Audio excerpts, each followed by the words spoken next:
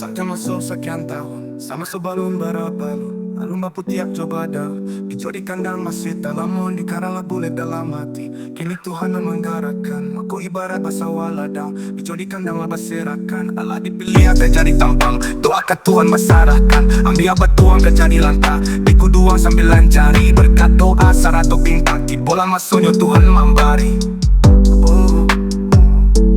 Datanglah masuk joko pikonyo 9 bulan 10 hari, tanaman tumbuh aja buahnya.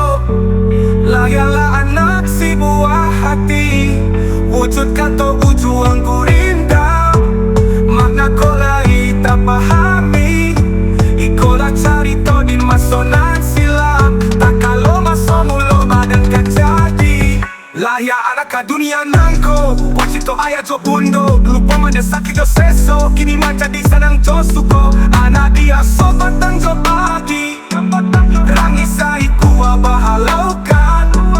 Ibarat cincin pamani jari, apa ibarat liakan.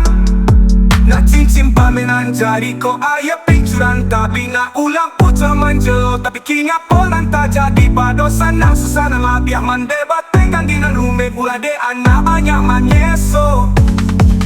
Kilo marangnya babagai kanda, sadonyo minta pasiapkan. Indah bulia bakato, indah polan taraga baturikan. Tama gadang maki maningke, sado kanda minta dibari. Lupo jodoh soka urangai, dan para lu bagadang hati. Allah tamat bulu kini sekolah paranga makin menjadi-jadi. Nak menuikan segala gaya urangai semakin makan hati. Masa baku tajo wakatu, Allah tamat bulu sekolah. Allah selesai sampai di situ mencari kerajo sabana susah. Ayah gadang sampan dak laju pabilola sampai ke Subarang. Sadang di kapal lain indah lalu konon kopulo rake batang pisang. Nasi di tanah lambiak mata dek kurang kayu ditungku dicubo mamuta araran tahu urangan batuju. Delai Allah bahu saho bakara jo patang jo pagi, kode do oman de juo malape anak jo suku hati.